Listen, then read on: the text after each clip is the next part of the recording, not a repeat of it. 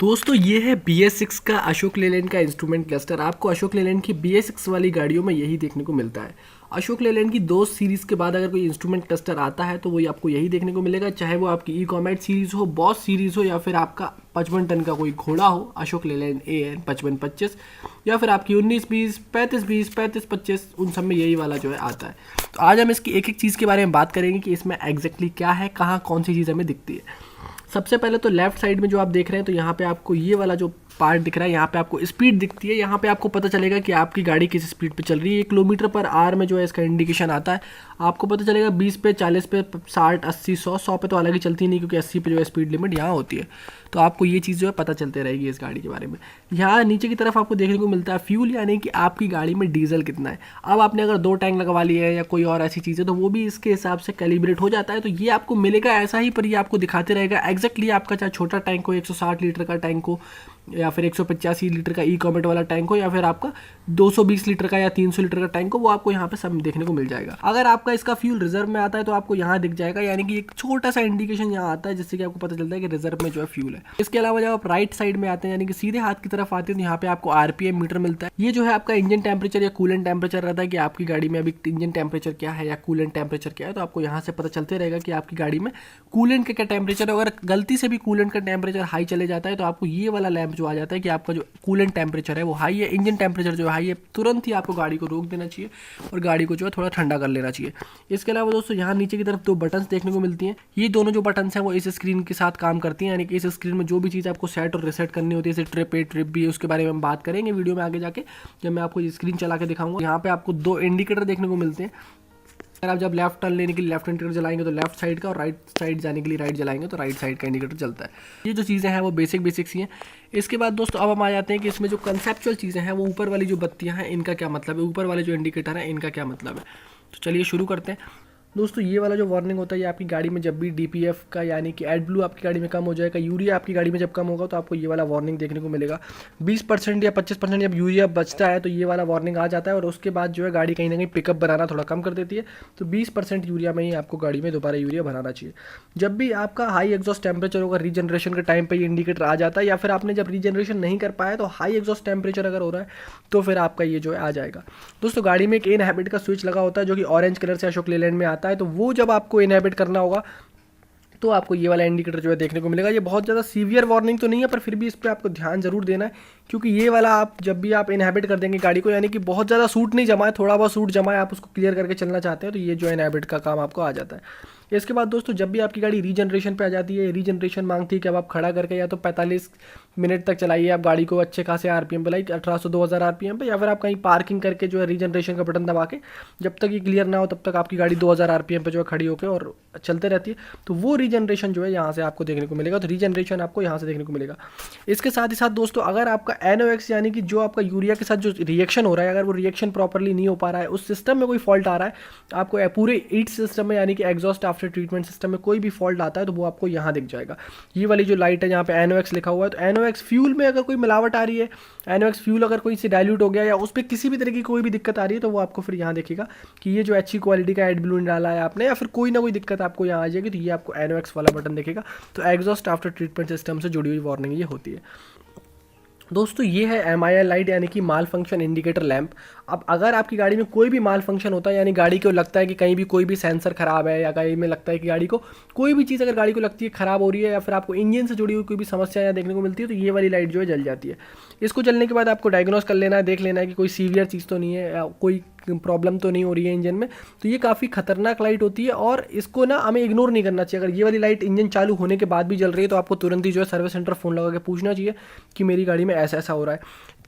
तो दोस्तों ये जो है वो डिफरेंशियल लॉक के लिए होता है। यहाँ से आप जो है देख सकते हैं डिफरेंशियल लॉक के लिए होता है कि यहाँ से जो है आप डिफरेंशियल लॉक कर सकते हैं। डिफरेंशियल लॉक मोस्टली आपको ऑफ रोडिंग के टाइम पे आपकी गाड़ी जब फंस जाती है तो उस टाइम पे आपको काफ़ी ज़्यादा हेल्प करता है। इसके बारे में एक डेडिकेटेड वीडियो बना देंगे।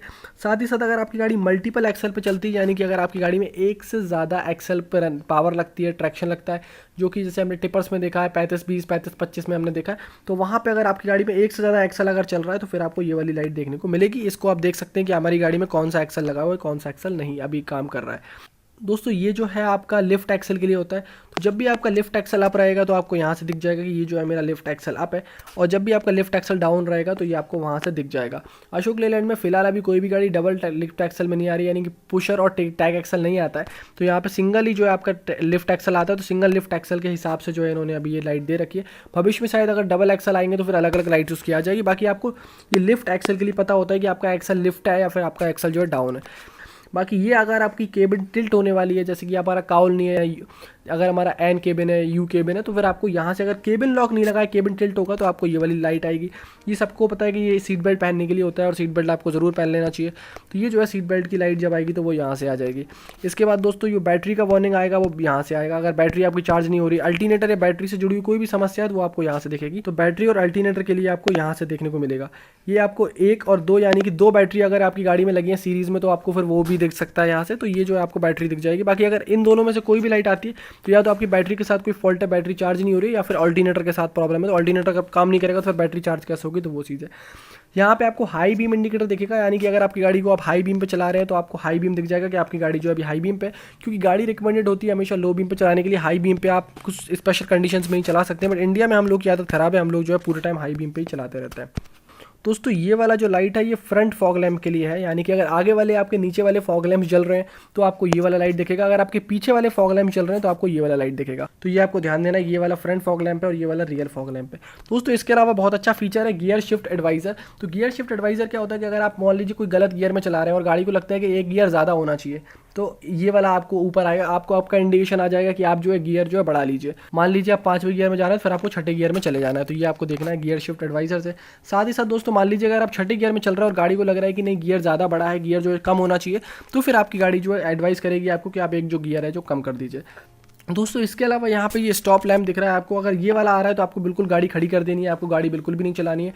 स्टॉप लैम्प के साथ में मोस्टली एक आध कोई वार्निंग और आती है, ये सिंगल लैम्प नहीं आता है, इसके साथ में कोई सपोर्टिंग वार्निंग आती है। पर अगर कोई बहुत ज़्यादा ही खराबी होती है, इसको लगता है कि बहुत ज़्यादा कोई मेजर प्रॉब्लम गाड़ी में है, तो फिर वो स्टॉप लैम्प आ जाता है। ये वाला जो है वो ट्रैक्शन कंट्रोल के लिए होता है। ये ट्रैक्शन कंट्रोल भी कहते हैं, कोई इलेक्ट्रॉनिक स्टेबिलिटी प्रोग्राम भी इसको कह देते हैं। तो दोस्तों ज़्यादा अंतर नहीं है दोनों ही चीज़ों में, हालांकि हैं दोनों अलग अलग चीज़ें, पर फिर भी हम ये समझते हैं ये हमारी गाड़ी को स्टेबल रखने के काम में आता है, यानी कि आपकी गाड़ी झोंक वगैरह नहीं लेगी, आपकी गाड़ी रोड पे फिसलेगी नहीं।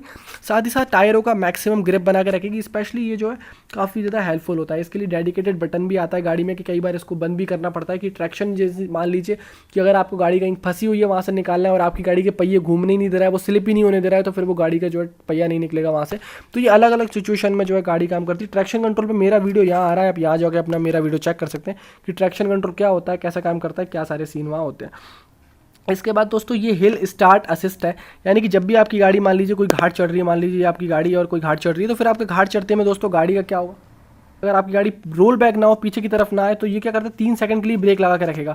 जब तक आपकी गाड़ी आगे की तरफ इतना ताकत नहीं होगी कि वो ब्रेक को ओवर राइड करके आगे की तरफ जाए, तो इससे आपकी गाड़ी रोल बैक नहीं होती, यानी कि पीछे की तरफ नहीं धड़केगी। जैसे खंडाला घाट वगैरह चढ़ा रहे हैं या कोई भी घाट आप चढ़ा रहे हैं तो आपको ये काफ़ी हेल्प होता है, ये हिल स्टार्ट असिस्ट होता है। इसके बाद दोस्तों यहाँ पे ABS आता है, यानी कि anti lock braking system. Anti lock braking system के ऊपर मेरा वीडियो यहाँ आ रहा है, आप देख सकते हैं कि एंटी लॉक ब्रेकिंग सिस्टम होते हैं। तो यहाँ पे आपको समझ में आ जाएगा कि एंटी लॉक ब्रेकिंग सिस्टम क्या होते हैं। तो ये ABS 1 और ये ABS और ये ABS 1 की वार्निंग है, यानी कि अलग अलग मॉड्यूल के हिसाब से अलग अलग आती है। दोनों ही वार्निंग अगर एक भी जलती है इनमें से तो आपको समझ में आ जाना चाहिए कि ये जो ABS के रिगार्डिंग ये वार्निंग है।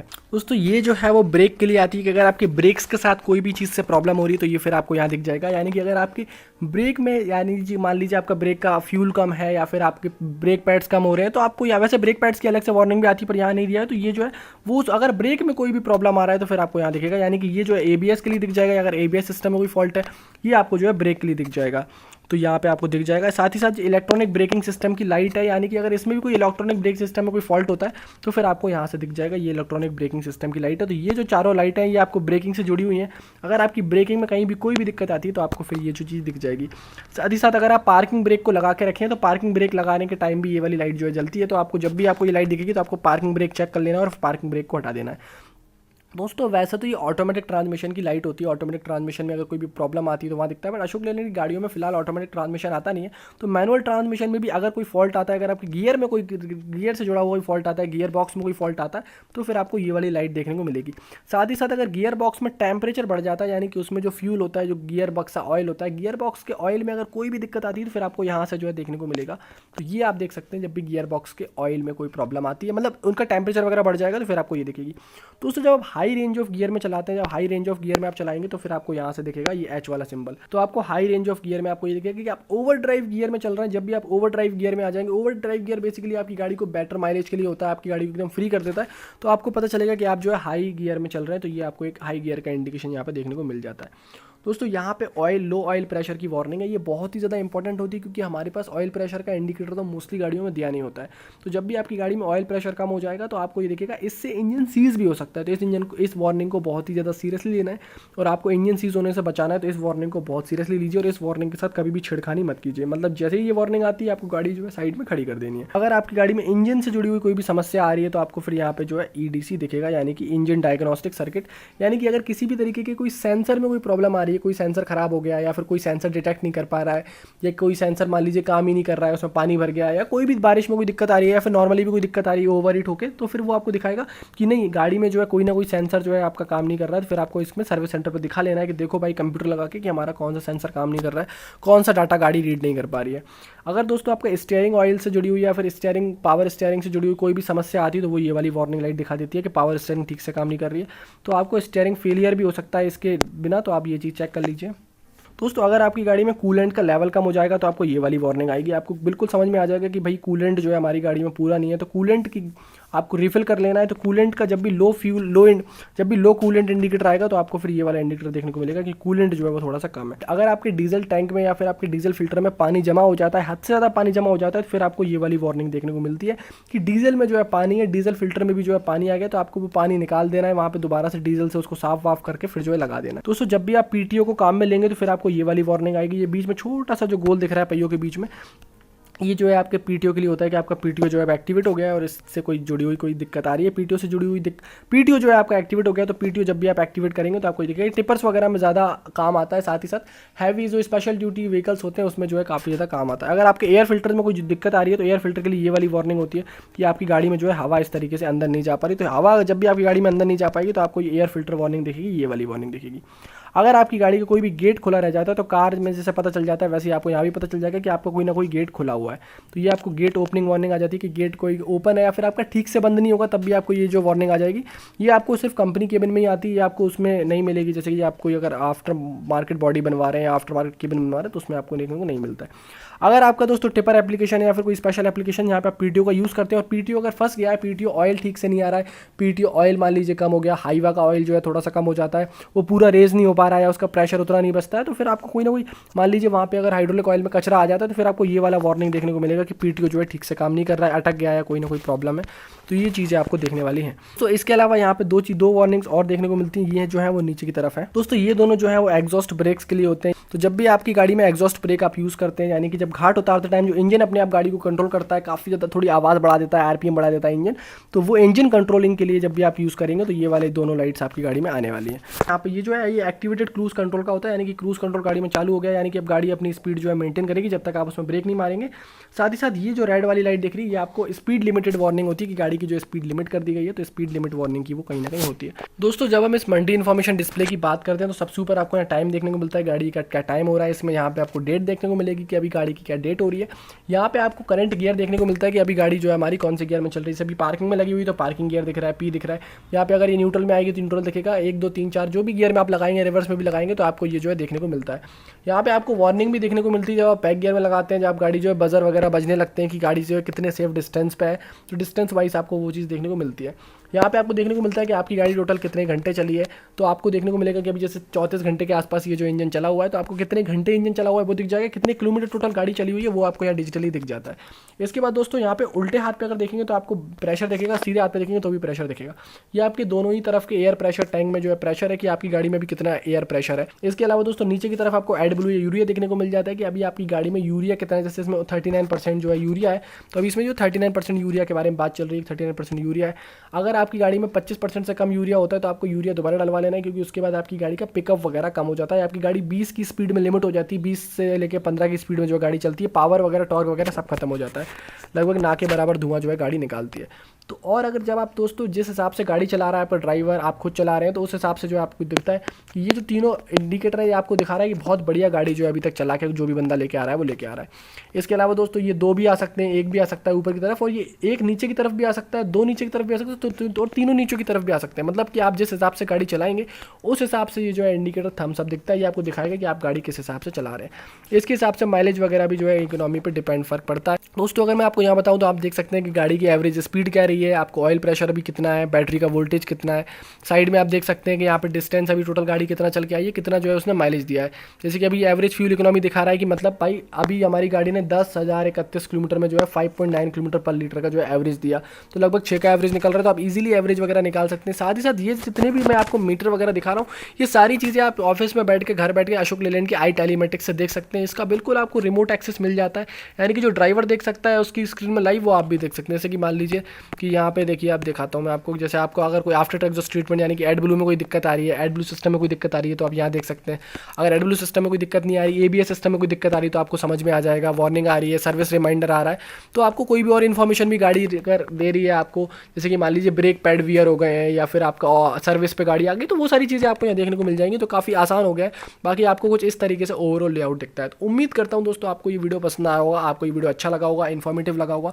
कोई भी बंदा अगर आपका ड्राइवर भाई, आपका स्टाफ या फिर आपका साथी या आप खुद भी अगर गाड़ी चला रहे हैं तो आप इसको अपने व्हाट्सएप स्टेटस पे लगा दीजिए। साथ ही साथ उनके साथ शेयर कर दीजिए ताकि उनको भी पता चले BS6 गाड़ी चलाने से पहले उन्हें किन बातों का ध्यान रखना है, कौन सी बत्ती का क्या है, क्योंकि गाड़ियाँ जो है पूरी इलेक्ट्रॉनिक हो गई, तो हमें हर एक इंडिकेटर के बारे में पता होना चाहिए कि कौन सा इंडिकेटर क्या करता है। तो दोस्तों वीडियो अच्छा लगा है तो सब्सक्राइब कर सकते हैं, क्योंकि मैं ऐसे वीडियोस लेके आ सकता हूँ। टाटा का भी अगर देखना है, टाटा BS6 में क्या कुछ है, तो आपको वो भी वीडियो मिल जाएगा। आइसर का वीडियो लाने वाला हूँ मैं, भारत बेंज का वीडियो लाने वाला हूँ, वोल्वो का भी वीडियो लेके आने वाला हूँ टिपर के बारे में।